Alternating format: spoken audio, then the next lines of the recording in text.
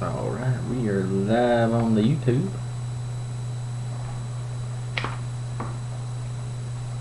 Keeping my face on.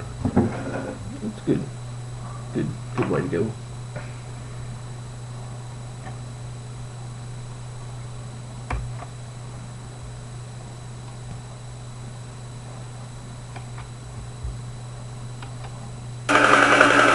Here goes the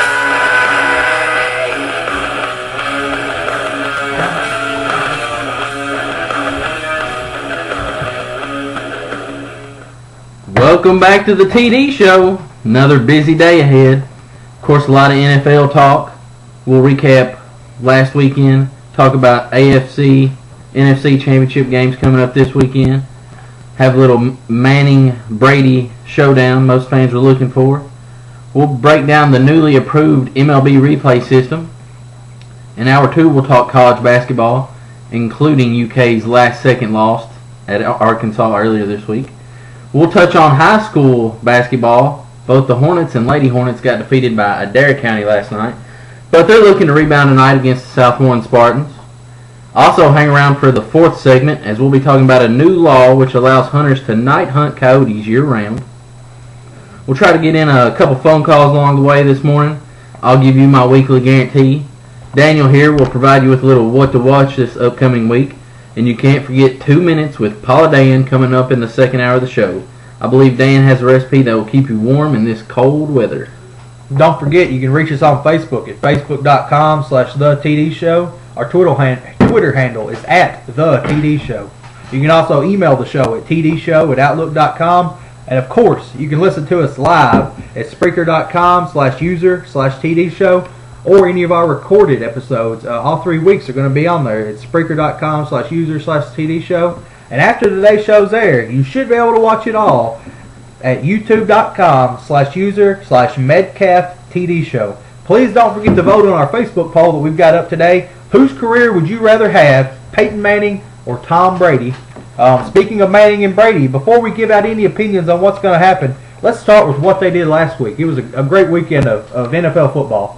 Yeah, let's go ahead and start with the last game of the weekend, the Denver San Diego game. Denver won 24-17 over San Diego, and it played out like we both thought it would. We both thought Denver would walk away pretty easily, and which they ended up doing. And I think the biggest play of the game was in the fourth quarter there when they had the 3rd and 17. Mm-hmm. They were backed up. I think they were on like the 15 or the 20, and Manning throws a first down pass to Julius Thomas. Then they have a 3rd and 6. They get another first down. That pretty much ends the game there. Yeah, he had 3 back-to-back 3rd down conversions on that drive of what we think about 3rd down and long. I think he had a 3rd and 10 or 11, a 3rd and 17, and then a 3rd and 6 conversion. All 3 in a row there in that fourth quarter last drive to seal the game, let him take a knee and end it.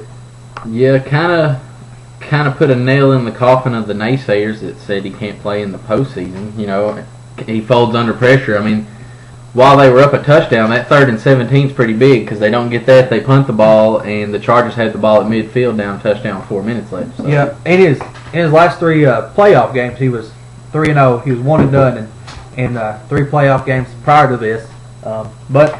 Looked good. Looked really good on Sunday afternoon. Then you have New England beating Indy 43-22. Game was never really close. Not much because of what Brady did, more so because of what the running game did, but not and the lack of what Andrew Luck did. Yeah, his like I told you last week, and we'll get into it in a little more. When Luck turns the ball over, they don't win a whole lot, and turnover is what he did. Yeah, I picked the underdog Indy on that one. Obviously, I was wrong. Seattle beat New Orleans 23-15 last week. Last play of that game, wow, for those who didn't see it, Colston goes out for an out route. There's about 8 seconds left on the clock, I believe, and he has to tiptoe to catch the ball anyways.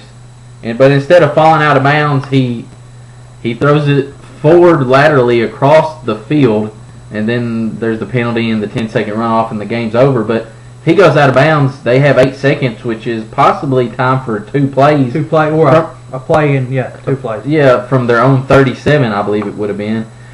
And right after the game, everybody was kind of like, man, what was Colston thinking? And it wasn't until 2 days later that their coach finally comes out and says, you know what, that's the play that I drew up. Kind of throwing him under the bus for 2 days there. I don't know that he had, if it's that. I don't think that's how he drew it up. If he drew it up, I'm not sure that wasn't Sean Payton's 7-up tackle for the team.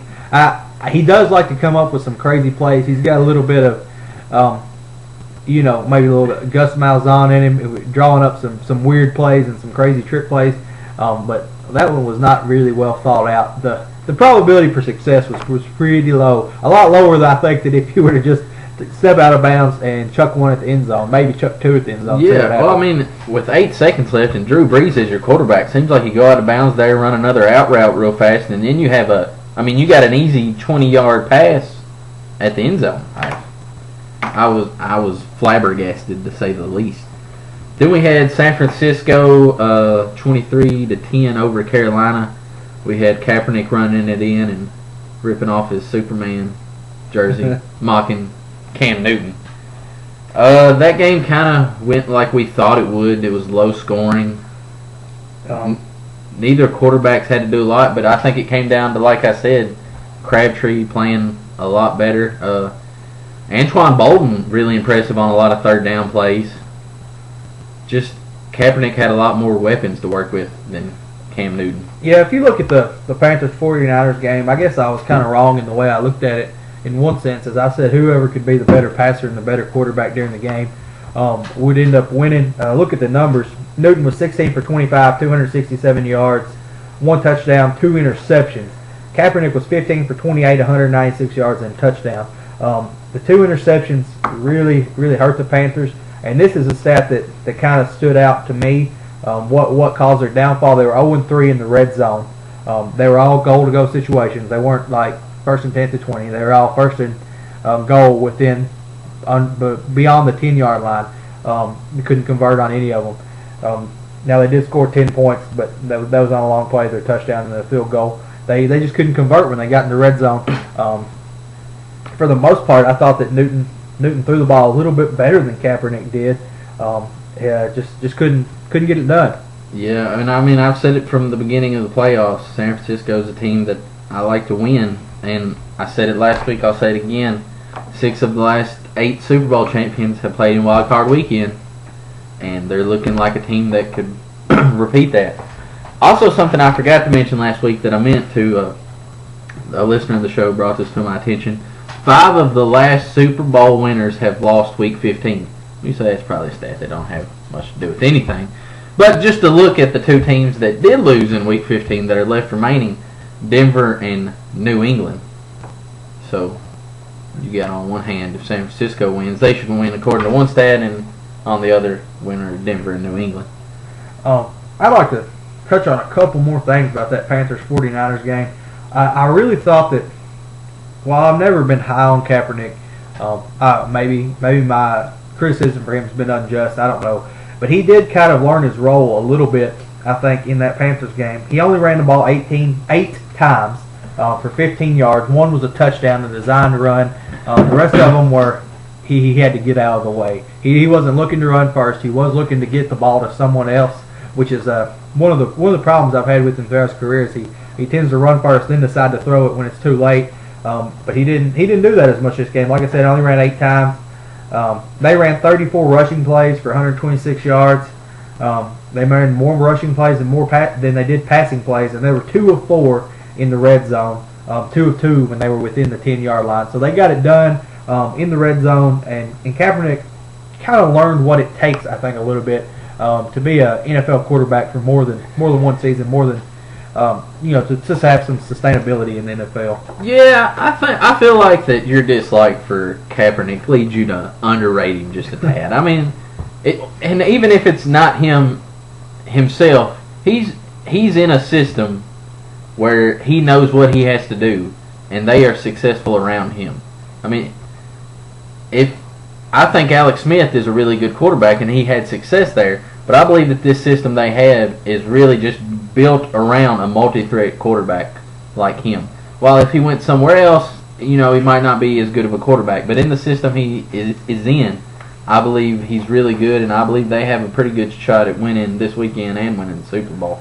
Yeah, and I mean, there's got to be something said about this new, triple threat quarterback, multi-threat quarterback that we're talking about. If you look at it, you think we have 4 major contenders in the NFL that you would think about fitting that category. RG3, Russell Wilson, Kaepernick, Cam Newton, maybe Andrew Luck to a degree. He does Johnny get out Manziel. Manziel's not there yet. But 3 of the 4 have won at least one playoff game. So we're going to get to see probably the 2 best mobile quarterbacks as far as ability to put the ball down on the ground and run like a running back this weekend. We'll look ahead to that in a little bit. Don't forget about another multi-threat quarterback that has won a playoff game recently, Tim Tebow. That's true. It's been a couple years. Just throwing it out there.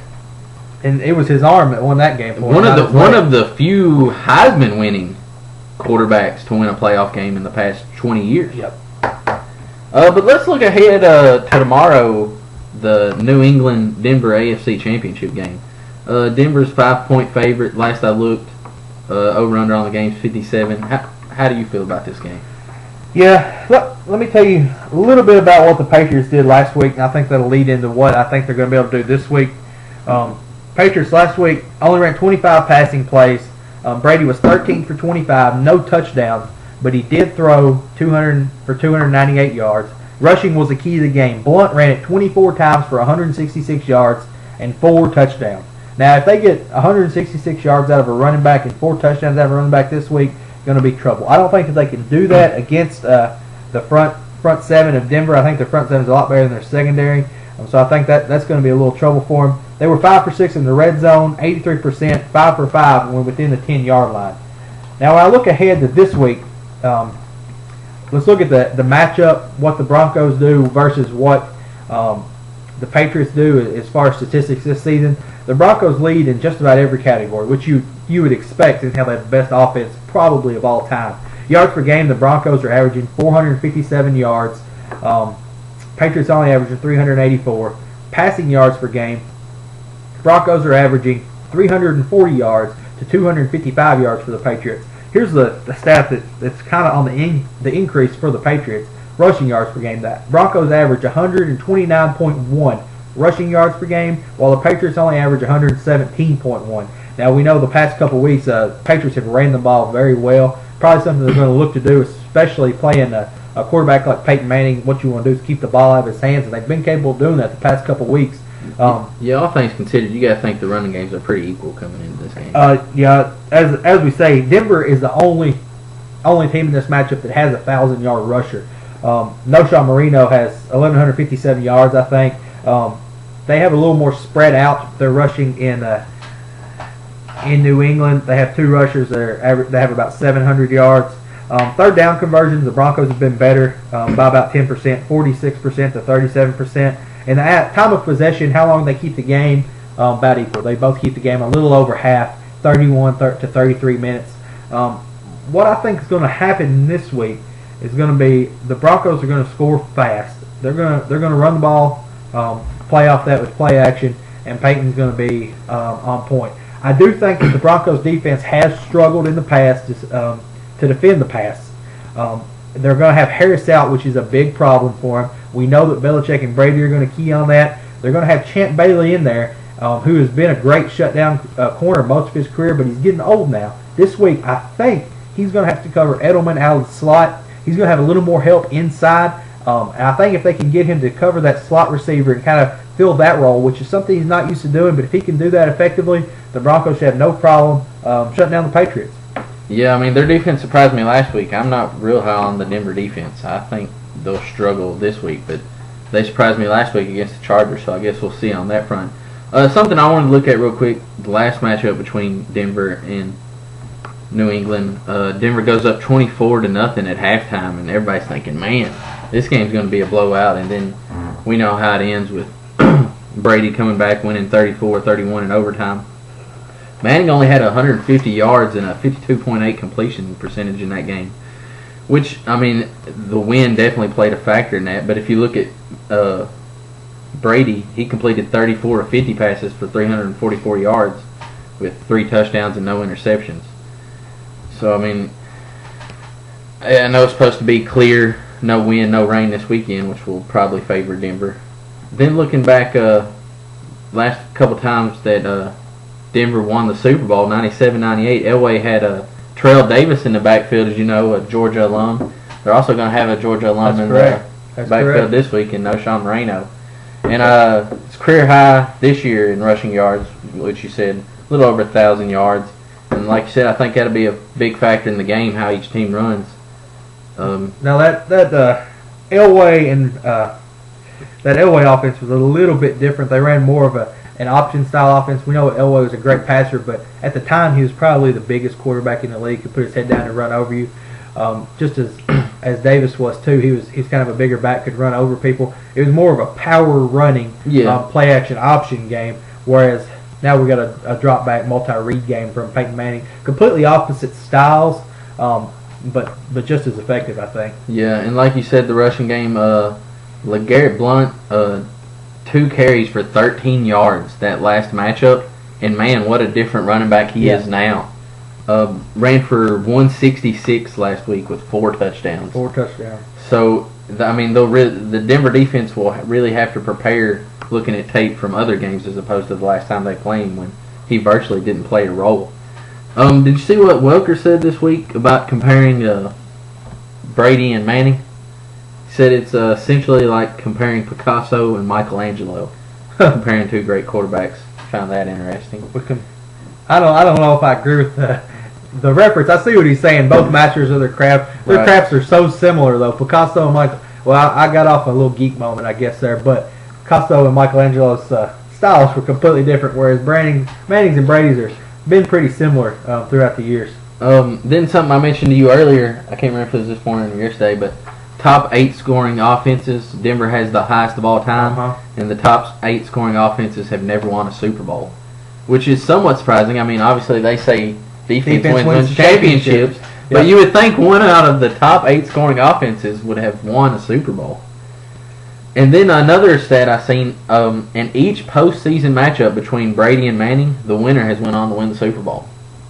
Yep, I didn't know that for certain, but I was watching some highlights of some games. They've been showing it on ESPN all week, and thinking about it. And the last time he beat him in the playoffs, there he did go on and win the Super Bowl. So I think whoever wins this game is going to have a great shot at winning the Super Bowl, just because of their weapons. We'll talk about the second game and maybe get into the matchup problems that might arise for the winner. While we're on the subject, though, let's talk about the poll question. Whose career would you rather have, Tom Brady or Peyton Manning? Oh, you know, that's a good question, especially for guys like us who never going to play NFL, never going to have a. I mean, you both got lots of money. Never going to have $1 million. Neither one of us are, but and they've got plenty. It's what you look at. I mean, Peyton Manning and Tom Brady both probably going to go to the Hall of Fame first time they're eligible. Both kind of on the hierarchy of greater quarterbacks. I do think, though, if you were going to build a Mount Rushmore of quarterbacks, you have to put Peyton Manning on that Mount Rushmore. Tom Brady, he's going to be one of those guys that maybe they mention on the plaque describing Mount Rushmore, but I don't think his picture gets up there. I don't think he makes it into that top 4 category. I'm probably going to upset some people saying that. It's kind of like almost a civil war breaks out in this country when you pick sides between Brady and Manning. I'm going with Manning. Just one of the greatest quarterbacks ever. Here's how I see it. You both got lots of money either way. If you're Brady, you got 3 rings on your finger. If you're Manning, you got 1. You got a good-looking wife either way. You're successful off the field either way. You know, Manning's done many commercials. He's done Saturday Night Live. Does a lot of things. Owns a whole lot of Papa John's. Yeah, owns a whole lot. And then built 2 children's hospitals. And then Tom Brady does the more elite commercials for things, that guys like me and you don't use or whatever. Yeah. But we're not reading the Squire magazine. One of the things it came down to for me is that Manning got to play under Tony Dungy for a lot of his career, and Brady's been under Belichick for all of his career. And I was sitting here thinking, man, Tony Dungy's a pretty laid back. Nice guy. Yeah, Everybody loves. Nobody. I've never heard anyone say a Right. bad thing about Tony Dungy. And then you hear that Belichick is that way off camera, but the only way we've ever seen him is on camera. Yeah.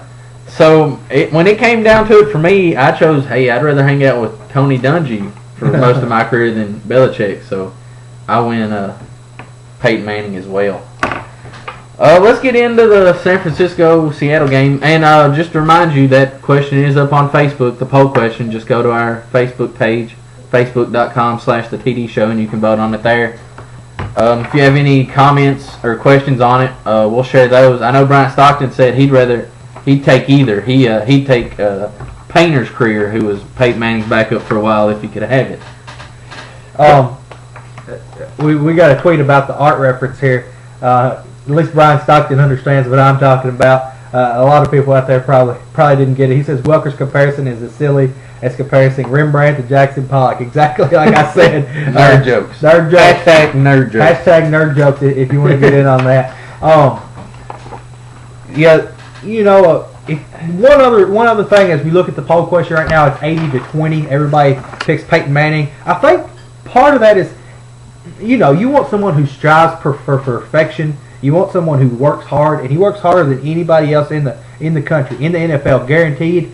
But at the root of him, he's almost like a normal guy. Yeah. I know people. I heard Cowherd say something today about he didn't want a normal guy. He's not a normal guy in the sense of his work ethic, but I think I could get along with him. I think I could talk to Peyton Manning. I could see myself hanging out with Peyton Manning before I could see myself hanging out with Tom Brady. Yeah, I think me and Peyton Manning would get along. I think we could sit on the porch and talk. We might have to, you know, go sit in a high rise somewhere and talk to Tom Brady. You could Just take his different view. style. Yeah.